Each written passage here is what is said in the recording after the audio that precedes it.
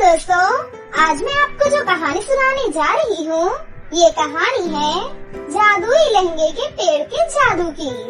तो चलिए दोस्तों, देखते हैं आज की ये कहानी। बहुत समय पहले की बात है। सोलापुर गांव से सटा हुआ एक जंगल था, जिसमें एक जादुई लहंगे का पेड़ था, जिसमें बहुत ही सुंदर सुंदर तरह तरह के डिजाइनर लहंगे हुआ करते थे।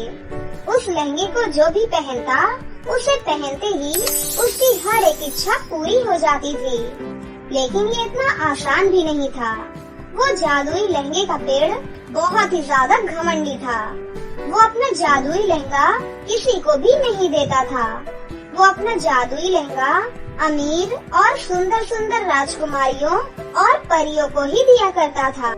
मैं हूँ एक जादुई लहंगे का पेड़, और मेरे लहंगे पहनने से सभी बहुत ही ज्यादा खूबसूरत और शक्तिशाली हो जाती हैं। लेकिन मुझे गरीब और बदसूरत लोगों से सख्त नफरत है। मुझे बिल्कुल भी पसंद नहीं कि कोई बदसूरत लड़की मेरे पास भी आए। ऐसे ही कुछ दिन बीत जाते हैं। तभी सपना नाम की एक लड़की उस जादुई लहंगे के पेड़ के पास आती है। हे जादुई लहंगे के पेड़, मुझे एक जादुई लहंगा दे दीजिए। मैंने आपका बहुत ही नाम सुना है, प्लीज मेरी मदद कर दीजिए। मैं बहुत ही ज्यादा काली और बदसूरत हूँ। मेरी बदसूरती का हर कोई बहुत ही ज्यादा मजाक उड़ाते हैं, और तो और मेरी वजह से मेरे माँ बाप को भी लोगों के ताने सुनने पड़ते हैं। अगर आप मुझे ये जादुई लहंगा दे दोगे तो उसे पहनकर मैं बाकी लोगों की तरह खूबसूरत हो जाऊंगी, और फिर मेरी भी शादी हो जाएगी। ए पागल लड़की, दूर हो जा मेरे पास से। तेरी हिम्मत भी कैसे हुई यहाँ आने की? मैं तेरी इस बदसूरत शक्ल को एक पल भी बर्दाश्त नहीं कर सकता। चली जाओ यहाँ से। हे जादुई लहंगे के पेड़, मुझ पर रहम करो। मैं यहाँ बहुत ही आशा लेकर आई हूँ। जैसा कि आप देख ही रहे हो कि मैं बहुत ही ज्यादा काली और बदसूरत हूँ, जिसकी वजह से मेरी शादी भी नहीं हो रही। जो भी लड़का मुझे देखने आता है, वो पहली ही नजर में मुझे नापसंद कर देता है। मेरे माता पिता मेरी शादी को लेकर बहुत ही ज्यादा दुखी हैं। उनका दुख अब मुझसे और नहीं देखा जा रहा। प्लीज आप अपने पेड़ से एक जादुई लहंगा दे दीजिए, जिसे पहनकर मैं भी खूबसूरत बन जाऊंगी और मेरी भी शादी हो जाए। प्लीज आपकी बहुत मेहरबानी होगी। नहीं नहीं, मैं तुम जैसी बदसूरत लड़की को किसी भी सूरत पर अपना ये जादुई लहंगा नहीं देने वाला। मेरे पेड़ पर लगने वाला हर एक लहंगा सुंदर राजकुमारी और परियों के लिए ही है। तुम यहाँ से चली जाओ पागल लड़की। सपना पेड़ से बहुत ज्यादा मिन्नतें करती है, पर वो जादुई लहंगे का पेड़ सपना पर जरा भी रहम नहीं खाता और उसे एक भी जादुई लहंगा नहीं देता। तभी वहाँ पर एक बहुत ही खूबसूरत राजकुमारी आती है और कहती है, हे जादुई लहंगे के पेड़, प्लीज मेरे लिए लेटेस्ट डिजाइन के सुंदर सुंदर लहंगे मुझे दे दो। हाँ हाँ, क्यों नहीं सुंदर राजकुमारी, ये सारे सुंदर डिजाइनर लहंगे तुम्हारे लिए ही तो हैं। तुम जितना चाहो उतना जादुई लहंगा मेरे पेड़ से तोड़ सकती हो। फिर क्या था, वो खूबसूरत सी दिखने वाली राजकुमारी उस पेड़ से बहुत सारे लहंगे तोड़ लेती है और वहाँ से चली जाती है। तभी सपना सोचती है, अगर मैं इस राजकुमारी को अपनी परेशानी बताऊं, तो शायद वो मुझ पर रहम खाकर अपना एक जादुई लहंगा मुझे दे दें। मुझे राजकुमारी जी से बात करनी चाहिए। ये सोचकर सपना उस राजकुमारी का पीछा करती है और वो एक जंगल में पहुंच जाती है। तभी वो देखती है कि वो सुंदर सी दिखने वाली राजकुमारी एक गुफा के अंदर जा रही है। वो उसके पीछे पीछे उस गुफा के अंदर जाती है। तभी वो देखती है, वो सुंदर सी दिखने वाली राजकुमारी एक बहुत ही खतरनाक चुड़ैल के रूप में बदल जाती है। अरे वाह, ये तो कमाल हो गया। वो जादुई पेड़ तो सच में बहुत ही शक्तिशाली है। मैं कल सुबह ही उस पेड़ को काटकर अपने पास अपनी गुफा में ले आऊंगी। फिर उसे जलाकर उसके राख को इकट्ठा कर उसे अपने शरीर पर डेली लगाया करूंगी। जिससे मैं दुनिया की सबसे खूबसूरत और शक्तिशाली चुड़ैल बन जाऊंगी। उस चुड़ैल की ये बातें सुनकर सपना हैरान रह जाती है और वहाँ से किसी तरह चुड़ैल से नजर बचाकर बाहर आ जाती है और बोलती है, हे भगवान, ये राजकुमारी तो एक चुड़ैल निकली। मुझे अभी जाकर उस जादुई लहंगे के पेड़ को सब कुछ बताना होगा। सपना फौरन जाकर उस जादुई लहंगे के पेड़ को वो सारी बातें बताती है, पर वो जादुई लहंगे का पेड़ सपना की किसी भी बात पर विश्वास नहीं करता और वो उसे डांट कर वहाँ से भगा देता है। बेचारी सपना वहाँ से उदास होकर चली जाती है। अगले दिन वो चुड़ैल एक जादुई कुल्हाड़ी लेकर उस जादुई पेड़ के पास आती है, जिसे देखकर वो पेड़ डर जाता है। अरे नहीं नहीं, मेरे साथ ये क्या हो रहा है? ये चुड़ैल तो सचमुच मुझे काटने जा रही है। उस लड़की ने तो बिल्कुल सही कहा था कि चुड़ैल मुझे काटकर अपने साथ ले जाने आई है। क्यों जादुई लहंगे के पेड़, मरने के लिए तैयार हो जाओ। आज मैं तुम्हें यहाँ से काट कर अपने साथ अपनी गुफा में ले जाऊंगी और तुम मेरा कुछ भी नहीं बिगाड़ पाएगा। चुड़ैल जैसे ही पेड़ काटना शुरू करती है, तभी वहाँ पर सपना आ जाती है और उसके हाथ में एक जलती हुई मशाल भी होती है। रुक जा चुड़ैल, अगर तूने इस पेड़ को जरा भी नुकसान पहुँचाया तो फिर मैं तुझे नहीं छोड़ूंगी। तुझे इस मशाल से जलाकर राख कर दूंगी, समझी तू? सपना की बातें सुनकर चुड़ैल जोर जोर से हंसने लगती है और बोलती है, अरे मूर्ख लड़की, क्या तुझे मेरी शक्तियों के बारे में पता नहीं है? लगता है तुझे अपनी शक्तियों का नमूना दिखाना ही पड़ेगा। इतना बोलकर वो चुड़ैल सपना की तरफ आगे बढ़ती है, लेकिन तभी उस चुड़ैल का पैर फिसल जाता है और वो जमीन पर गिर जाती है। यही सही मौका देखकर सपना चुड़ैल की जादुई कुल्हाड़ी उठा लेती है और चुड़ैल को डराते हुए कहती है, देख चुड़ैल, तू अब यहाँ से भाग जा, वरना मैं तुझे इसी कुल्हाड़ी से यहीं काटकर गाड़ दूंगी, समझी? नहीं नहीं, ऐसा मत करना, मुझे माफ कर दो। कृपया इस जादुई कुल्हाड़ी का इस्तेमाल मेरे ऊपर मत करना, क्योंकि ये काफी ज्यादा शक्तिशाली है। मैं यहाँ से हमेशा के लिए जा रही हूँ और वापस कभी भी नहीं आऊंगी, मुझे माफ कर दो। ये कहकर वो चुड़ैल वहाँ से भाग जाती है। उसके बाद वो जादुई लहंगे का पेड़ सपना से अपने घमंड में आकर की गई गलती की उससे माफी मांगता है और सपना को खूब सारे जादुई लहंगे भी देता है। सपना खुशी खुशी वहाँ से खूब सारे लहंगे लेकर घर वापस आ जाती है। घर आकर सपना उस जादुई लहंगे को पहनकर बहुत ही ज्यादा खूबसूरत हो जाती है और खुशी खुशी रहने लगती है। एक बार की बात है, सुरेशपुर नाम के एक गांव में एक पायल नाम की लड़की रहा करती थी। उसके परिवार में उसकी मम्मी और उसके पापा थे। पायल का परिवार गरीब था, लेकिन पायल एक बहुत ही अच्छी लड़की थी। वो सच्ची, ईमानदार और नर्म दिल की लड़की थी। पायल के पिता दिनेश दूसरों के यहाँ काम करके अपने परिवार का गुजारा किया करते थे। फिर एक दिन पायल खाना बनाने के लिए जंगल में सूखी लकड़ियों को लेने के लिए जा रही थी। तब उसे एक भी सूखी लकड़ियाँ नहीं दिखाई देती हैं। सूखी लकड़ियों की खोज में पायल और आगे चलती रहती है। तभी पायल को एक बहुत तेज रोशनी दिखाई देती है। पायल उस रोशनी की तरफ चलते रहती है। थोड़ी दूर और आगे चलने के बाद पायल को एक बहुत बड़ा राजमहल दिखाई देता है, जिसे देखकर पायल बोलती है, वाह, ये कितना बड़ा महल है, और यहाँ पर तो कोई भी नहीं दिखाई दे रहा है। क्या ये राजमहल खाली है? मैं इस महल को देखने के लिए अंदर चलती हूँ। इतना बोलकर पायल महल के अंदर चली जाती है। महल के अंदर जाते ही पायल अपने सामने बहुत सारे लहंगे देखकर हैरान हो जाती है। पायल के सामने बहुत सारे लहंगे रखे हुए थे। अरे, यहाँ पर तो इतने सारे लहंगे रखे हुए हैं, लेकिन कहीं भी कोई भी दिखाई नहीं दे रहा है। हर तरफ तो सिर्फ लहंगे ही लहंगे दिखाई दे रहे हैं। इतने सुंदर और रंग बिरंगे लहंगे भला किसके हो सकते हैं? लेकिन यहाँ पर तो कोई इंसान भी नहीं दिखाई दे रहा है। और आगे चलकर देखती हूँ, क्या पता कोई मिल जाए। इतना बोलकर पायल यहाँ वहाँ घूमने लगती है। तभी उस राज्य का राजा उसे दिखाई देता है। राजा को देखकर पायल डर जाती है और राजा से बोलती है, मुझे माफ कर दीजिए, मुझे नहीं पता था कि आप इसमें होंगे।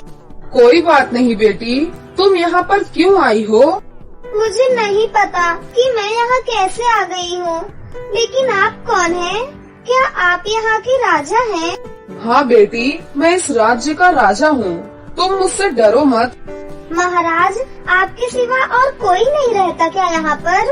और मैंने देखा कि उस कमरे में बहुत सारे लहंगे रखे हुए थे। वो सब लहंगे किसके हैं? बेटी, इन सब के पीछे बहुत लंबी कहानी है। महाराज, आप मुझे बताइए कैसी आपकी कहानी है? तो सुनो मेरी कहानी। बहुत समय पहले की बात है। मेरी 5 रानियां हुआ करती थी। फिर एक दिन मैं जब जंगल से जा रहा था तो मुझे एक बहुत ही सुंदर युवती पसंद आ गई। मैं उससे शादी करना चाहता था। फिर मैं अपने राजमहल में आकर अपनी रानियों को ये बात बताता हूँ। मेरी रानियों, मुझे जंगल में एक बहुत ही सुंदर युवती पसंद आ गई है। मैं उससे अगले ही सप्ताह शादी करने वाला हूँ। आप लोग उसकी तैयारियाँ कीजिए। ठीक है महाराज। 4 रानियां शादी की तैयारियां करने में लग जाती हैं, लेकिन एक रानी शादी की तैयारी नहीं करती है और वो बोलती है, नहीं, ऐसा कभी नहीं हो सकता है। अब महाराज को मैं और शादी नहीं करने दूंगी। महाराज पहले से ही 5 शादी कर चुके हैं। इतनी शादियां क्या कम हैं कि महाराज को और शादी करनी है? लेकिन महाराज को शादी करने से कैसे रोक सकती हूँ? मुझे कुछ न कुछ तो करना ही होगा। रानी रात भर शादी रोकने के लिए प्लान बनाते रहती है। तभी उसके दिमाग में एक अच्छा उपाय आता है। अगले ही दिन रानी एक जादूगरनी के पास जाती है और कहती है, सुनो जादूगरनी, मुझे तुम्हारी मदद चाहिए। उसके बदले में तुम मुझसे चाहे जो भी ले सकती हो। हीरे मोती सोना चांदी जवाहरात जो चाहे तुम मुझसे मांग लेना, लेकिन तुम्हें मेरी मदद करनी होगी। इतना सब आप मुझे देने के लिए तैयार हो? आखिर आपका काम क्या है महारानी? आप मुझे बताइए तो सही कि आपका काम क्या है। आप कहें और मैं ना करूं, ऐसा तो कभी हो ही नहीं सकता है। महाराज को एक बहुत ही अच्छी लड़की पसंद आ गई है और महाराज उस लड़की से शादी करना चाहते हैं। मैं चाहती हूँ कि महाराज उस लड़की से शादी ना करें। तो जादूगरनी, मैं चाहती हूँ कि तुम कुछ ऐसा करो कि महाराज उससे शादी ही ना कर सके। ठीक है महारानी, इसके लिए तो कुछ सोचना होगा। आप जाइए, कल सुबह में मैं आपको बता दूंगी कि काम हो पाएगा कि नहीं। ठीक है जादूगरनी, मैं तो इंतजार कर लूंगी, लेकिन तुम्हें इस बात का ख्याल रहे, अगर मेरा काम नहीं हो पाया तो तुम समझ लेना, तुम्हें हमेशा के लिए इस राजमहल से निकाल दूंगी मैं। महारानी, आप चिंता मत करिए, मैं आपके लिए कुछ न कुछ रास्ता जरूर निकाल दूंगी। ठीक है जादूगरनी, मैं भी यही सोच रही हूँ। अच्छा, अब मैं चलती हूँ, कल सुबह तुम्हारे पास फिर से आऊंगी। फिर अगले दिन सुबह होने पर रानी फिर से जादूगरनी के पास आती है और जादूगरनी से बोलती है, अरे जादूगरनी, तुम कहाँ हो? मेरा काम हुआ या नहीं? जी रानी, आपका काम हो गया है। मैंने तो पहले ही कहा था कि आप कहें और मैं ना करूं। भला ऐसा तो कभी हो ही नहीं सकता है। ये लीजिए, ये एक जादुई पानी है। रानी, ये जादुई पानी को उस लड़की के लहंगे पर डाल देना। जैसे ही तुम इस जादुई पानी को लहंगे पर डालोगी, वो लड़की एक लहंगे में बदल जाएगी। अच्छा ठीक है जादूगरनी, अब मैं चलती हूँ। जब मेरा काम हो जाएगा तब मैं तुम्हें ढेर सारे सोना चांदी हीरे मोती जो चाहो मुझसे ले सकती हो। इतना बोलकर रानी एल्सा वो पानी लेकर राजमहल में लौट आती हैं। जैसे ही रानी एल्सा लाल रंग का लहंगा देखती हैं, तुरंत जादुई पानी को उस पर डाल देती हैं। फिर जैसे ही नई रानी उस लहंगे को पहनती है, वो खुद एक लहंगे में बदल जाती है। और जैसे ही बाकी 5 रानियां उन लहंगों को पहनती हैं, वो सभी लहंगे में बदल जाती हैं। और जैसे ही राजा ये देखता है कि उसकी रानियां एक लहंगे में बदल गई हैं, तो राजा बहुत ही उदास हो जाता है और कहता है, अरे ये कैसे हो गया? मेरी सारी रानियां एक लहंगे में कैसे बदल गईं? राजा ये सब देखकर बहुत परेशान हो जाता है और राजमहल के एक जादूगर के पास जाता है। जादूगर, मेरी सभी रानियां लहंगे में बदल गई हैं। ये कैसे हुआ? मुझे नहीं पता। तुम इसमें मेरी मदद करो। महाराज जी, ये आपकी रानी एल्सा की वजह से हुआ है। आपकी रानी ने मेरी बहन डिम्पल के पास जाकर उससे मदद ली थी और मेरी बहन धन के लालच में आकर रानी एल्सा की मदद की थी। फिर जादूगर महाराज को पूरी बात बताता है। महाराज, लेकिन अब कोई फायदा नहीं है, क्योंकि जब मेरी बहन को ये पता चला कि महल की सारी रानियां लहंगे में बदल गई हैं, तो मेरी बहन डर गई थी और ये राज्य छोड़कर हमेशा के लिए वो चली गई। लेकिन जादूगर, जब एल्सा पानी लेकर गई थी तो सिर्फ नई रानी को ही लहंगे में बदलना चाहिए था ना? फिर बाकी रानियां क्यों लहंगे में बदल गईं? महाराज, रानी एल्सा से गलती हो गई थी। जब वो पानी लहंगे पर डाल रही थी तो गलती से सभी लहंगों पर पानी चला गया था, जिससे उन लहंगों को जिसने भी पहना वो खुद एक लहंगे में बदल गया। तो जादूगर, मेरी रानियां वापस इंसान कैसे बन सकती हैं? महाराज, कोई सच्चा, अच्छा और दिल वाला ही आपकी मदद कर सकता है। लेकिन एक बात है कि आप उसे बुला नहीं सकते हो। वो खुद चलकर आपके महल में आएगा। लेकिन जादूगर, वो इंसान मेरी सभी रानियों को कैसे ठीक करेगा? महाराज, मैं आपको जादुई पानी देता हूँ। ये पानी उस अच्छे इंसान को दे दीजिएगा।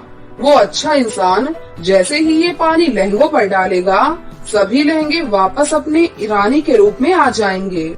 लेकिन जादूगर, वो इंसान कब तक आएगा? ऐसे मैं इंतजार करूँगा तब तो बहुत वर्ष बीत जाएंगे। महाराज, जिस दिन आपके ऊपर सभी ग्रहों की कृपा हो जाएगी, उस दिन आपका शुभ दिन आ जाएगा और वो इंसान आपके पास चलकर खुद आएगा। लेकिन जादूगर, ये दिन कब आएगा? मैं कितने दिनों तक उसका इंतजार करूँगा? महाराज, 1 साल बाद ये सुनहरा दिन आएगा। क्या 1 साल बाद? हाँ महाराज, इसमें मैं आपकी कोई मदद नहीं कर सकता हूँ। आपको इतने दिनों तक इंतजार करना ही पड़ेगा। हाँ तो बेटी, यही है मेरे जीवन की कहानी। महाराज, आपकी कहानी तो बहुत दुख भरी कहानी है। लेकिन महाराज, वो इंसान कब आएगा? बेटा, तुम ही वो इंसान हो जो मेरी मदद कर सकती हो। मेरी रानियों को वापस लाने के लिए तुम मेरी मदद करो बेटी। तुम मेरी रानियों को इंसानी रूप में ला दो, उसके बदले में मैं तुम्हें कुछ भी दूंगा। महाराज, मुझे कुछ भी नहीं चाहिए। अगर मैं आपकी मदद करती हूँ तो मुझे बहुत खुशी होगी। महाराज, आप मुझे बस इतना बता दीजिए कि वो जादुई पानी कहाँ है, जिससे मैं सभी रानियों को फिर से इंसानी रूप में ला सकती हूँ। आओ बेटी, मैं तुम्हें वो जादुई पानी देता हूँ। फिर राजा पायल को ले जाकर जादूगर का दिया हुआ जादुई पानी देता है। फिर पायल उस जादुई पानी को सभी लहंगों पर छिड़क देती है। पायल जैसे ही पानी छिड़कती है, सभी रानियां फिर से अपने इंसानी रूप में आ जाती हैं। बेटी, तुम्हारा बहुत बहुत धन्यवाद। तुम्हारी वजह से आज मेरी सभी रानियां वापस आ गई हैं। महाराज, मैं अपने घर जाना चाहती हूँ। अब मैं अपने घर कैसे जा सकती हूँ? बेटी, इसके लिए तुम्हें एक मंत्र बोलना पड़ेगा। फिर महाराज पायल को वो जादुई मंत्र बताते हैं और जाने से पहले महाराज पायल को ढेर सारी धन दौलत और खजाना देते हैं, जिसे देखकर पायल बहुत खुश होती है। फिर जैसे ही पायल वो जादुई मंत्र बोलती है, वो तुरंत अपने घर पर पहुंच जाती है। और घर पहुंचने के बाद पायल अपनी माँ को जादुई लहंगों की दुनिया की कहानी बताती है। जादुई लहंगों की कहानी सुनकर उसकी माँ भी बहुत खुश हो जाती है। फिर महाराज के दिए हुए पैसों से पायल के पिताजी एक बहुत बड़ा घर बनवा लेते हैं। फिर वो सभी लोग हंसी खुशी अपना जीवन बिताने लगते हैं। परीलोक में रूही नाम की एक अमीर परी रहा करती थी। रूही बहुत ही दुष्ट परी थी। मुझे तो बस अमीर परियां ही अच्छी लगती हैं। ये गरीब परियों से तो मुझे सख्त नफरत है। पता नहीं गरीब परियां क्यों रहती हैं यहाँ। अच्छा हुआ अगर ये सब की सब मर जाएं। रूही परी के घर में शुमाइला नाम की एक गरीब नौकरानी काम करती थी। शुमाइला दिखने में बहुत खूबसूरत थी, लेकिन उसमें एक कमी थी, वो नाटी थी। इसलिए बाकी परियां उसका बहुत मजाक उड़ाया करती थी, लेकिन वो हमेशा दूसरों की मदद किया करती थी।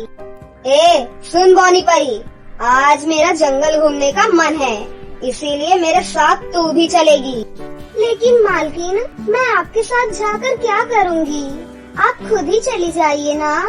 आज मेरे पिताजी का जन्मदिन है, इसीलिए मुझे घर जाना होगा। शुमाइला की ये बात सुनकर रूही गुस्सा हो जाती है। 2 कौड़ी की गरीब नाटी नौकरानी, मैंने तुझसे पूछा नहीं है, तुझे आदेश दिया है। तुझे मेरे साथ चलना है तो चलना है, नहीं तो तेरे पंख काट कर उसी जंगल के भूखे बंदरों को खिला दूंगी। लेकिन मालकिन, मेरे पिताजी। बकवास बंद कर, मुझे कुछ भी नहीं सुनना। वैसे भी तुम गरीब लोग जन्मदिन क्या खाक मनाओगे? चल चुपचाप मेरे साथ। मजबूरी में शुमाइला को रूही परी के साथ जाना ही पड़ता है। सुन नाटी नौकरानी, मुझे बहुत प्यास लगी है, जा कहीं से जाकर पानी ढूंढ और मेरे लिए पानी लेकर आ। मालकिन, मैं जंगल में पानी कहाँ से लेकर आऊंगी? मैंने कहा ना, मेरे सामने जुबान न चलाया कर। मैं जो कहती हूँ वो चुपचाप किया कर। जा यहाँ से और जाकर पानी ले आ। शुमाइला बेचारी जंगल में पानी ढूंढने के लिए निकल जाती है। थोड़ी देर बाद उसे एक नदी दिखाई देती है। वो उस नदी से थोड़ा पानी लेकर रूही परी के पास आती है। थोड़ी दूर चलने पर उन्हें एक गरीब भिखारन बुढ़िया दिखाई देती है। बेटा, मैंने कई दिनों से कुछ भी नहीं खाया है, थोड़ा सा खाना दे दो बेटा। गरीब बुढ़िया को देखकर रूही और गुस्सा हो जाती है और उसे धक्का मारकर जमीन पर गिरा देती है। बदतमीज बुढ़िया, तेरी हिम्मत कैसे हुई मेरे सामने आने की और अपनी गंदी जुबान से मुझे बेटा बोलने की? मुझे तेरे जैसे गरीब लोग बिल्कुल पसंद नहीं। अपनी मेहनत कर और अपना खाना खा, भिखारी कहीं की। तभी शुमाइला उस बुढ़िया के पास जाती है। दादी, आप ठीक तो है ना? उठिए दादी, ये लीजिए, ये पैसे रख लीजिए और जाकर कुछ खाना खा लीजिए। ये गरीब लोग बिल्कुल एक जैसे ही होते हैं। चल नाटी नौकरानी, अगर तेरा ड्रामा खत्म हो गया है तो आगे चल। दोनों परियां वहाँ से आगे चली जाती हैं। अरे शुमाइला बेटा, कुछ दिनों बाद तुम्हारा जन्मदिन है और मैं चाहती हूँ कि मैं अपने हाथों से तुम्हारे लिए एक लहंगा बनाऊं, जिसे पहनकर मेरी बिटिया राजकुमारी लगे। अरे माँ, मेरे पास तो बहुत सारे कपड़े हैं, आप बेकार का खर्चा बिल्कुल मत करो। आप अपने लिए एक अच्छी सी साड़ी ले लेना। मेरे पास तो बहुत सारे कपड़े हैं माँ। तू तो बस हमेशा दूसरों की ही चिंता करती रहती है, कभी अपने बारे में भी सोचा कर। वहीं दूसरी तरफ, बिटिया रानी, कुछ दिनों बाद तुम्हारा जन्मदिन है, बताओ तुम्हें क्या चाहिए? मॉम, आपको तो पता है ना मेरी परीलोक में कितनी चलती है, इसीलिए मैं चाहती हूँ कि मेरे जन्मदिन पर आप मेरे लिए परियों की दुनिया का सबसे खूबसूरत लहंगा बनाएं, जिसे पहनकर मैं बहुत खूबसूरत लगूं और सभी परियां मुझे देखती ही रह जाएं। जरूर बेटा, मैं किसी अच्छे डिजाइनर को बोल देती हूँ जो तुम्हारे जन्मदिन पर सबसे अच्छा लहंगा तैयार करेगा। कुछ दिनों बाद रूही और शुमाइला का जन्मदिन आ जाता है। मालकिन, आज मेरा जन्मदिन है, इसीलिए मैं आज काम पर नहीं आऊंगी। जन्मदिन तो आज मेरा भी है, तुम्हारा जन्मदिन है तो तुम काम पर नहीं आओगी। चुपचाप काम पर आओ और घर का काम करो। वैसे भी तुम इतनी गरीब हो, तुम्हें अपना जन्मदिन तो मनाना आता ही नहीं। क्या करोगे जन्मदिन मनाकर? चलो काम पर लग जाओ अपने। मैं आपके सामने हाथ जोड़ती हूँ मालकिन, मुझे आज छुट्टी दे दीजिए। रूही शुमाइला को एक जोरदार चांटा मारती है। मेरे सामने ज्यादा जुबान मत चलाया कर। आज का दिन मेरे लिए बहुत खास है, इसीलिए मेरा मूड खराब मत कर। चुपचाप अपने काम पर लग जा, बौनी कहीं की। शुमाइला बेचारी अपने काम पर चली जाती है। तभी थोड़ी देर बाद उसकी माँ आती है। अरे बेटा शुमाइला, ये देखो, मैंने अपने हाथों से तुम्हारे लिए लहंगा सिला है। काम करने के बाद ये लहंगा पहन लेना बेटी। रूही ये देखकर जोर जोर से हंसने लग जाती है। क्या तुमने खुद ये लहंगा सिला है? जैसे गरीब तुम लोग हो, वैसे ही घटिया काम करते हो तुम लोग। रूही हंसते हुए वहाँ से चली जाती है। आप बुरा मत मानिए माँ, वो ऐसी ही हैं, कुछ भी बोल देती हैं। आप यहाँ रख दीजिए, मैं थोड़ी देर बाद पहन लूंगी। जरा देख कर तो आऊँ कैसा बनाया है उसकी माँ ने उसका लहंगा। अगर उसका लहंगा मुझसे ज्यादा सुंदर हुआ तो मेरी तो बेइज्जती ही हो जाएगी। रूही चुपचाप शुमाइला के लहंगे के पास जाती है और उसका लहंगा निकाल कर देखने लगती है। हाय राम, इतना सुंदर लहंगा, ये तो सच में बहुत सुंदर है। मेरा लहंगा तो इसके सामने कुछ भी नहीं है। अगर इस गरीब की बच्ची ने इस लहंगे को पहन लिया तो मेरी तो बेइज्जती हो जाएगी। मुझे इसके लहंगे को जलाना ही होगा। वो शुमाइला के लहंगे में आग लगा देती है और शुमाइला ये सब कुछ देख लेती है। ये आपने बिल्कुल ठीक नहीं किया मालकिन। मेरी माँ कितने दिनों से मेरे लिए लहंगा बना रही थी, आपने एक पल में इसे जला दिया। मैंने आपका क्या बिगाड़ा है मालकिन, जो आप मेरे साथ ऐसा करती हैं? बकवास बंद कर गरीब बौनी, तू एक गरीब बौनी परी है, इसीलिए गरीबों जैसे कपड़े पहन, तू उसी में ठीक लगेगी। रोते रोते शुमाइला वहाँ से चली जाती है और एक जंगल में जाकर बैठ जाती है। कितनी मेहनत से मेरी माँ ने मेरे लिए लहंगा सिला था, अब अगर माँ को पता चलेगा तो उन्हें कितना दुख होगा। हे भगवान, अब मैं क्या करूँ? वही जंगल में पेड़ के ऊपर बैठे दो पक्षी शुमाइला की ये सारी बातें सुन रहे थे। ये तो बहुत ही सीधी सादी और गरीब नाटी परी है। आज इसका जन्मदिन भी है और वो दुष्ट रूही परी ने इसका लहंगा भी जला दिया है। ये तो बेचारी के साथ बहुत बुरा हुआ, हमें इसकी मदद करनी चाहिए। वो दोनों पक्षी जादूगरनी की गुफा में जाते हैं। जादूगरनी अपने ध्यान में बैठी हुई थी। इस जादूगरनी के पास एक जादुई लहंगा है, हमें वो लहंगा ले जाकर उसे दे देना चाहिए। दोनों पक्षी जादुई लहंगा ढूंढते हैं और आखिरकार उन्हें वो जादुई लहंगा मिल जाता है। वो जादुई लहंगा लेकर वहाँ से चले जाते हैं और शुमाइला के सामने रख देते हैं। आज तुम्हारा जन्मदिन है ना, इसीलिए हमारी तरफ से ये छोटा सा गिफ्ट, इसे स्वीकार करो। वो लहंगा देखकर शुमाइला बहुत खुश हो जाती है और थैले से लहंगा बाहर निकालकर देखने लगती है।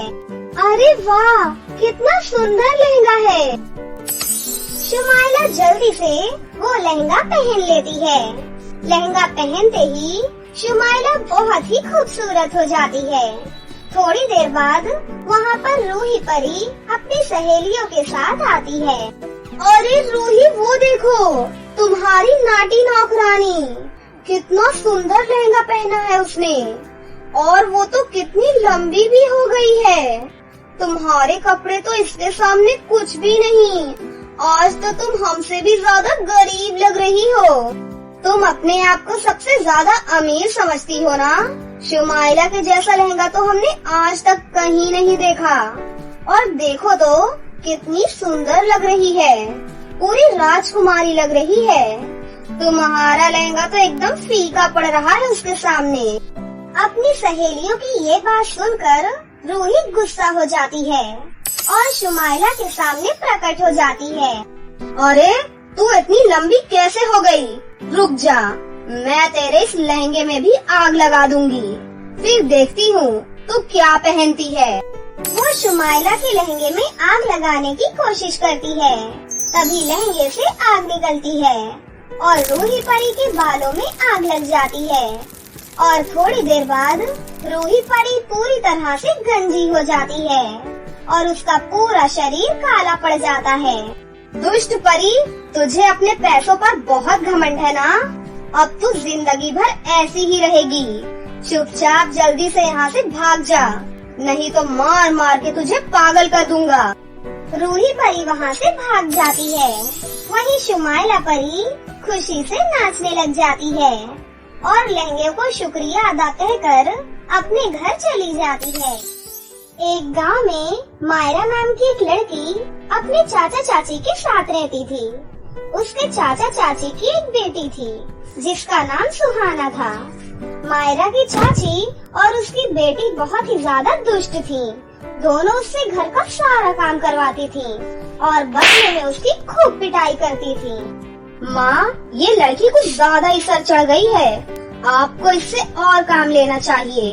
देखो तो हमारे घर का खाना खा खा कर कितनी मोटी हो गई है। हाँ बेटा, बात तो तू बिल्कुल सही बोल रही है। इतना कम काम करती है और सबसे ज्यादा खाती है। लगता है मुझे इसे कुछ और काम देना पड़ेगा। दोनों माँ बेटी मायरा के पास जाती हैं। सुन लड़की, घर पर पड़ी पड़ी तो बोर हो जाती होगी, इसीलिए मैं तुझे एक काम और दे रही हूँ। अब से तू पास वाले जंगल में जाएगी और वहाँ से रोज के रोज ताजी ताजी लकड़ियाँ तोड़कर लाएगी, समझी? लेकिन चाची जी, जंगल में तो बहुत खतरा होता है। वहाँ बहुत सारे जंगली जानवर होते हैं। नहीं नहीं चाची जी, मुझे उनसे बहुत डर लगता है। आप मुझे कोई और काम दे दीजिए। अरे ओ महारानी, मैं तुझसे पूछ नहीं रही हूँ, तुझे ऑर्डर दे रही हूँ। इसीलिए चुपचाप जो काम दे रही हूँ वो कर, नहीं तो मार मार कर तेरी खाल उतार दूंगी। उसके बाद मायरा हर रोज जंगल जाकर वहाँ से लकड़ियाँ लाती थी और उसके बाद घर का सारा काम भी करती थी। वहीं दूसरी तरफ दूसरे राज्य में रानी लक्ष्मी बाई रहती थी। लक्ष्मी बाई का एक बेटा था जिसका नाम रोहन था। सुनिए, मेरे बेटे राजकुमार के लिए एक बहुत ही सुशील और संस्कारी बहू लेकर आना, जो हमारे बाद इस राज्य को ठीक से चला सके। महारानी, आप बिल्कुल सही बोल रही हैं। मैं आज से ही ऐसी बहू की तलाश करता हूँ। राजा अपने गांव में उस राजकुमारी को ढूंढने जाते हैं, लेकिन बदकिस्मती से राजा को अपने गांव में कोई भी लड़की पसंद ही नहीं आती। उसके बाद राजा रानी दोनों एक जादूगरनी शंग्रीला के पास जाते हैं। अरे महाराज और महारानी जी, आपने यहाँ आने की क्यों तकलीफ की? मुझे बुला लिया होता, मैं 2 मिनट में उड़कर आपके पास आ जाती। नहीं नहीं शंग्रीला, दरअसल हम यहाँ पर एक जरूरी काम से आए हैं। शंग्रीला, वो हमें तुम्हारी मदद चाहिए। बताइए महारानी जी, मैं आपकी क्या मदद कर सकती हूँ?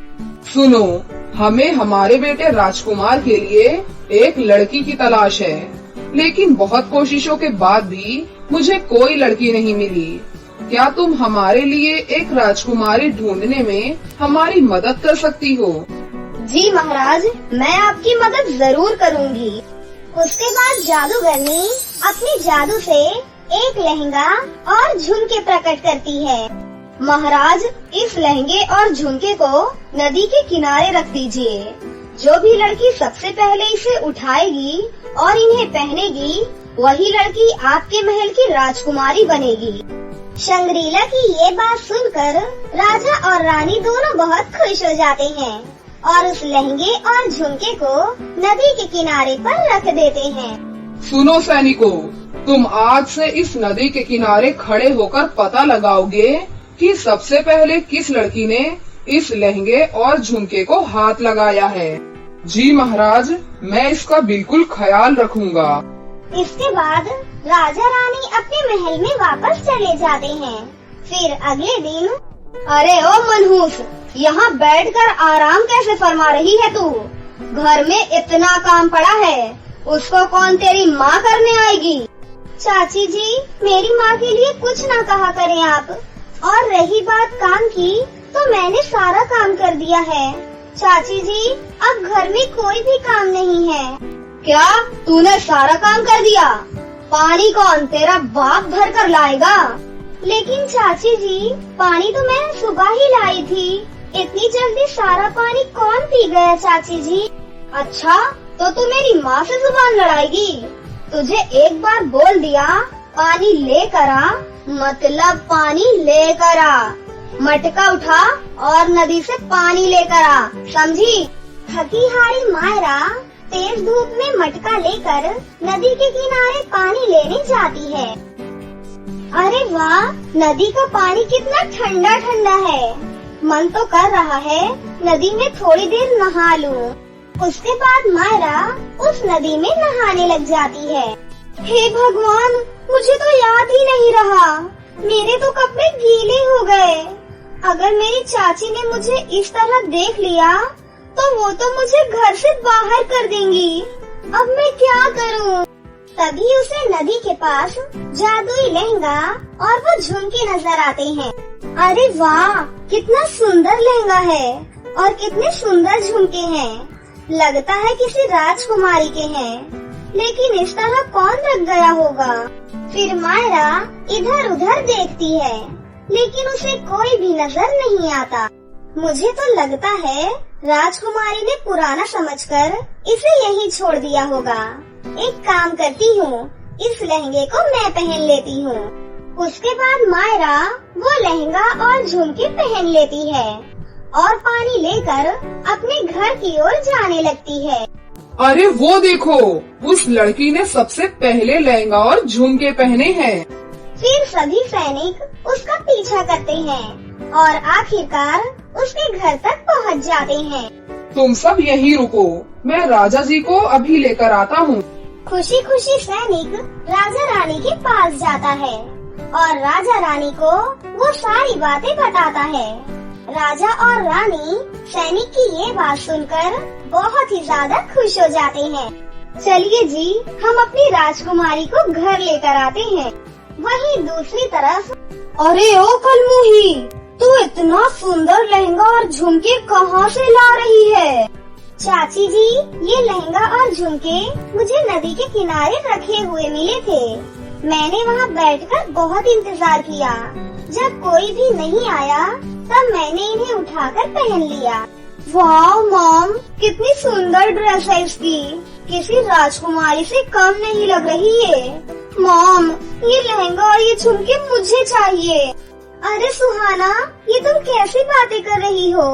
तुम्हारे पास तो पहले से ही इतने सुंदर सुंदर कपड़े हैं, मेरे पास तो कुछ भी नहीं है बहन। फिर तुम मेरी चीजें क्यों मांग रही हो? बकवास बंद कर, समझी? मैंने एक बार बोल दिया कि मुझे यही चाहिए तो यही चाहिए। नहीं नहीं, मैं नहीं दूंगी तुम्हें ये। उसके बाद उसकी चाची मायरा को एक थप्पड़ मारती है और उससे लहंगा और वो झुमके छीन लेती हैं और छीन कर अपनी बेटी को दे देती हैं। क्यों रे कलमुही, मेरी बेटी के सामने ऊंची आवाज में बात करेगी? मेरी बेटी ने बोल दिया चाहिए तो उसे चाहिए, समझी? अरे तू मना कैसे कर रही है? जा यहाँ से, अंदर जाकर घर का काम कर। तभी पीछे से दूसरे राज्य के राजा और रानी आ जाते हैं। सुनिए, आपकी बेटी हमारी होने वाली राजकुमारी का लहंगा और झुमके लेकर आई है। रानी जी, हमें माफ कर दीजिए। रानी जी, दरअसल वो कलमुही उसे गलती से उठाकर ले आई। मैं उसे बोल ही रही थी कि उसे जहाँ से लाई है वहीं पर रखा, लेकिन वो लड़की मानी ही नहीं। मैं आपका वो लहंगा और वो झुमके लेकर आती हूँ रानी जी, उसकी कोई जरूरत नहीं है। उसके बाद रानी जादूगरनी की वो सारी बातें उसकी माँ को बताती हैं। दरअसल मुझे तुम्हारी बेटी का हाथ अपने राजकुमार के लिए चाहिए। क्या तुम अपनी बेटी की शादी मेरे रोहन के साथ करने के लिए तैयार हो? रानी की ये बात सुनकर मायरा की चाची बहुत ही ज्यादा खुश हो जाती हैं। ओहो भाग्य, जो राजकुमार का रिश्ता मेरी बेटी के लिए खुद चल कर आया है। मैंने तो कभी सपने में भी नहीं सोचा था रानी जी। तो ठीक है, कुछ दिनों बाद हम बारात लेकर यहीं आएंगे। और हाँ, अपनी बेटी को शादी वाले दिन मेरा दिया हुआ लहंगा और वही झुमके पहनाना। ये सुनकर चाची बहुत ही ज्यादा खुश हो जाती हैं और शादी वाले दिन अपनी बेटी को जादुई लहंगा और वो झुमके पहना देती हैं। तभी उसकी बेटी के शरीर में आग लगने लगती है। बचाओ माँ, माँ, ये क्या हो रहा है? क्या हो रहा है? ये बचाओ मुझे। तभी वहाँ पर शंग्रीला जादूगरनी आ जाती है। गाँव वालों, ये वो लड़की नहीं है जिसे हम ढूंढ रहे हैं। सच सच बोल लड़की, वो लड़की कौन है? नहीं तो तू इसी तरह जलकर भस्म हो जाएगी। मुझे माफ कर दो मुझे। दरअसल वो मेरी बेटी नहीं, मेरी भतीजी है। रुकिए, मैं उसे अभी बाहर लेकर आती हूँ। उसके बाद उसकी चाची मायरा को वो लहंगा और झुमके पहनाकर बाहर लेकर आती हैं और उसे राजकुमारी का ताज पहनाया जाता है। उसके बाद मायरा की शादी राजकुमार रोहन से हो जाती है और वो खुशी खुशी अपने राजमहल में रहने लग जाती है। एक गांव में प्रियंका नाम की एक लड़की अपनी बुआ कावेरी और उसकी बेटी शालू के साथ रहती थी। प्रियंका की मां की मृत्यु के बाद कावेरी उसे अपने घर ले आई थी। शुरू में कावेरी उससे बहुत प्यार करती थी, लेकिन जैसे जैसे दिन बीतने लगे वो उसके साथ बहुत बुरा व्यवहार करने लगी। वो उसे अपने घर में एक नौकर की तरह रखती थी और उससे घर का सारा काम करवाती थी। प्रियंका दिखने में बहुत खूबसूरत थी, वहीं शालू बिल्कुल भी खूबसूरत नहीं थी। माँ देखो तो, ये प्रियंका की बच्ची कितनी सुंदर है। मैं इसके जैसी क्यों नहीं हूँ माँ? अरे कोई बात नहीं बेटी, तू बिल्कुल चिंता मत कर। मैं तेरे लिए महंगी से महंगी क्रीम लेकर आऊंगी और महंगे महंगे कपड़े लेकर आऊंगी, जिससे तू बहुत ही खूबसूरत लगेगी। और रही इस गवार प्रियंका की बात, तो इसे तो मैं नौकरों की तरह रख रही हूँ, घर का सारा काम करवाती हूँ इससे। उसके बाद इसकी इतनी औकात नहीं होगी कि ये तेरे सामने खड़ी भी हो सके। अपनी माँ की ये बात सुनकर शालू बहुत खुश हो जाती है। दोनों माँ बेटी प्रियंका से घर का सारा काम करवाती थी और उसे पढ़ने में बहुत मारती थी। अगर वो गलती से कुछ भी कर देती तो वो उसे उस दिन खाना भी नहीं देती थी। हे भगवान, मैं कहाँ फंस गई हूँ? देखो ना माँ, ये दोनों मेरे साथ कितना गलत व्यवहार करती हैं। पहले बुआ कितनी अच्छी थी, लेकिन अब तो ये बुआ चुड़ैल बन गई है। माँ, इस चुड़ैल बुआ से मुझे बचा लो माँ। प्रियंका की ये सारी बातें वहीं खड़ी कावेरी सुन लेती है। अच्छा, तो अब मैं तुझे चुड़ैल लगती हूँ? रुक, तेरी तो मैं आज टांगे तोड़ती हूँ। फिर वो प्रियंका की बहुत पिटाई करती है। मुझे माफ कर दो बुआ, मुझे माफ कर दो। मैं आगे से आपको कभी कुछ नहीं कहूँगी। आप बहुत अच्छी हो बुआ, मुझे माफ कर दो। अब आई ना अकल ठिकाने। मेरे घर में रहकर मेरे टुकड़े पर पलने वाली मुझे ही चुड़ैल बोल रही थी। अगर तूने आगे से मेरे खिलाफ जुबान भी चलाई तो तेरी जुबान खींच लूंगी और तुझे उठाकर घर से बाहर फेंक दूंगी। जा यहाँ से, कॉफी बना कर ला मेरे लिए। रोते रोते प्रियंका वहाँ से चली जाती है और अपनी बुआ के लिए कॉफी बनाती है। तभी वहाँ पर शालू आ जाती है। अरे माँ, पता है आज क्या हुआ? आप सुनोगी तो बहुत खुश हो जाओगी। हमें एक बहुत ही अच्छा मौका मिल रहा है। इस मौके की मुझे कब से तलाश थी माँ। अरे बता तो सही, क्या बात है? माँ, राजकुमार ने गांव की सभी सुंदर लड़कियों को अपने महल में आमंत्रित किया है। राजकुमार को जो भी लड़की पसंद आएगी, राजकुमार उसके साथ डांस करेंगे और उसके साथ खाना भी खाएंगे। अरे वाह, ये तो बहुत अच्छी बात है बेटी। ये मौका तुझे ही मिलेगा। चल बेटा, मैं तुझे पार्लर लेकर चलती हूँ। अभी से अपना फेशियल करवाना शुरू करवा ले। कुछ दिनों बाद तेरे चेहरे पर एक अलग सी चमक आ जाएगी। देखना, राजकुमार तुझे ऐसे पसंद कर लेंगे और तू राजकुमार को अपने प्यार में फंसा लेना और जल्दी से उससे शादी कर लेना। फिर मेरी बिटिया इस राज्य की महारानी बन जाएगी। दोनों माँ बेटी बहुत खुश हो जाती हैं। पास में खड़ी प्रियंका ये सारी बातें सुन लेती है। बुआ जी, मुझे भी राजकुमार के महल ले चलो। मेरा भी राजकुमार को देखने का बहुत मन है बुआ। माँ, इस चुड़ैल को तो बिल्कुल मत ले जाना। ये राजकुमार को अपने जाल में फंसा लेगी और राजकुमार से शादी भी कर लेगी और मेरा सपना सपना ही बनकर रह जाएगा। अरे तो बिल्कुल चिंता मत कर, मैं तेरा सपना बिल्कुल भी टूटने नहीं दूंगी। उसके बाद दोनों माँ बेटी महल जाने की तैयारियाँ करती हैं। वो दोनों बहुत ही अच्छी अच्छी शॉपिंग करती हैं और बहुत सारे ब्यूटी प्रोडक्ट भी खरीदती हैं। आखिरकार वो दिन आ ही जाता है जब उन्हें महल में तैयार होकर जाना था। दोनों माँ बेटी महल जाने के लिए तैयार हो जाती हैं। सुन प्रियंका की बच्ची, हम दोनों महल जा रहे हैं। आज मेरी बेटी का सपना पूरा होगा, इसीलिए तू ज्यादा मजे मत करना घर में। चुपचाप घर का सारा काम खत्म करके रखना। बुआ जी, मुझे भी अपने साथ ले चलिए। मैं दूर से ही राजकुमार को देख लूंगी। आप दोनों इतना भारी सामान लेकर जाएंगे, मैं आपका ये सारा सामान उठा लूंगी। बुआ बुआ प्लीज मुझे ले चलिए। कितनी चालाक होती जा रही है माँ ये। माँ ये चाहती है कि ये राजकुमार को अपने जाल में फंसा ले और उससे शादी कर ले। देखो माँ, आप इसकी बातों पर बिल्कुल विश्वास मत करना। नहीं बहन, मैं तो इसीलिए जा रही हूँ ताकि तुम दोनों का सामान उठा सकूं। अगर तुम सामान उठाओगी तो तुम्हारा मेकअप खराब हो जाएगा बहन। देखो, तुम्हें लगता है कि मैं राजकुमार को पटा लूंगी तो मैं अपने चेहरे पर काला रंग लगा लेती हूँ बहन। उसके बाद वो राजकुमार मुझे बिल्कुल भी पसंद नहीं करेंगे। पसंद तो दूर, वो तो मुझे देखेंगे भी नहीं। मुझे अपने साथ ले चलो बहन। माँ, लगता है ये सही बोल रही है। देखो, मेरे हाथ में कितना भारी पर्स है। इस लड़की को अपने साथ ले चलते हैं। एक काम करो, पहले उसके चेहरे पर काला रंग लगाओ।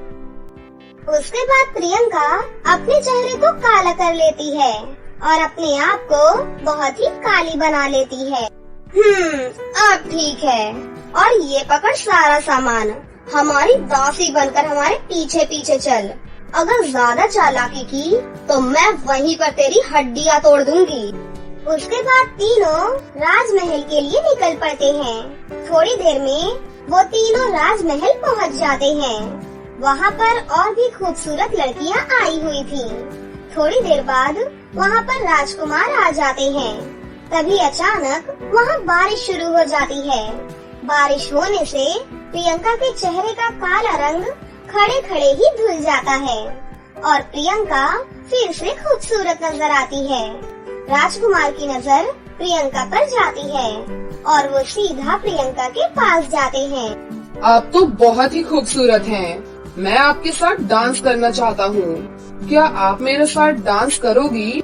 राजकुमार की ये बात सुनकर प्रियंका बहुत खुश हो जाती है और राजकुमार के साथ डांस करने लग जाती है। दोनों माँ बेटी ये देखकर जल भुन जाती हैं। इस प्रियंका की बच्ची ने तो सारे किए धरे पर पानी फेर दिया। माँ, मैंने कहा था आपको इस चुड़ैल को अपने साथ मत लेकर आओ, लेकिन आपने मेरी एक नहीं सुनी। अब देखो कैसे राजकुमार के साथ ठुमके लगा रही है ये। उसकी जगह पर मुझे होना था माँ। अरे बेटा, मेरी भी मत मारी गई थी जो मैं इस चुड़ैल की बातों में आ गई। इतनी चालाक लड़की है ये, मैंने कभी नहीं सोचा था। घर चल, इसे घर आने दे। इससे तो मैं बात वहीं करती हूँ। गुस्से में दोनों माँ बेटी वहाँ से चली जाती हैं। वहीं प्रियंका राजकुमार के साथ बैठकर खाना खाने लगती है। राजकुमार प्रियंका को पसंद करने लगता है। थोड़ी देर बाद प्रियंका अपने घर वापस आती है। दोनों माँ बेटी उसे देखकर बहुत गुस्सा हो जाती हैं और उसके घर के अंदर आते ही उसकी पिटाई करने लग जाती हैं। आज इस चुड़ैल ने मेरा सपना पूरा होने से तोड़ दिया है, मैं इसे जिंदा नहीं छोड़ूंगी। दोनों माँ बेटी मिलकर उसके बाल काट देती हैं और उसके चेहरे पर गरम प्रेस रखकर जला देती हैं, जिससे कि प्रियंका गंजी और जले हुए चेहरे से बदसूरत हो जाती है। मुझे माफ कर दो मुझे, मैंने जानबूझकर कुछ भी नहीं किया बहन। माँ छोड़ दीजिए इसे, अब राजकुमारी से शादी करना तो दूर, इसे देखना भी पसंद नहीं करेगा। उसके बाद उससे शादी मैं करूँगी। दोनों माँ बेटी हंसते हुए वहाँ से चली जाती हैं। वहीं बाहर खड़ी हुई एक बानी नाम की नागिन ये सारी चीजें देख लेती है। हे भगवान, कितनी दुष्ट औरतें हैं ये बेचारी लड़की के साथ कितना बुरा व्यवहार कर रहे हैं। फिर वो प्रियंका के सामने प्रकट हो जाती है और उसे उड़ाकर जंगल में ले जाती है और अपनी शक्ति से एक जादुई लहंगा प्रकट करती है और उससे बोलती है, बिटिया, मैंने उन दोनों औरतों को तुम्हारे साथ बुरा व्यवहार करते हुए देख लिया था। ये लो, ये एक जादुई लहंगा है, इसे पहनकर तुम फिर से ठीक हो जाओगी बेटी। और उन दोनों औरतों को तो अब मैं ठीक करूँगी। जल्दी से प्रियंका वो जादुई लहंगा पहन लेती है। लहंगे को पहनते ही प्रियंका फिर से खूबसूरत हो जाती है। तभी वहाँ पर राजकुमार अपने सैनिकों के साथ आता है। सैनिकों, इन दोनों दुष्ट औरतों को पकड़ लिया जाए और इन्हें कड़ी से कड़ी सजा दी जाए।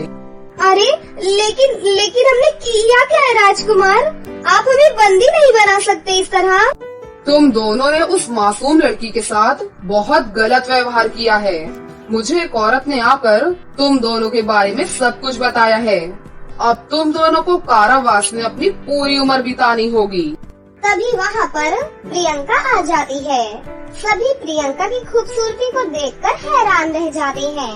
फिर राजकुमार प्रियंका से शादी कर लेते हैं। वहीं दूसरी तरफ दोनों माँ बेटी सारी जिंदगी अब कारावास में बिताती हैं।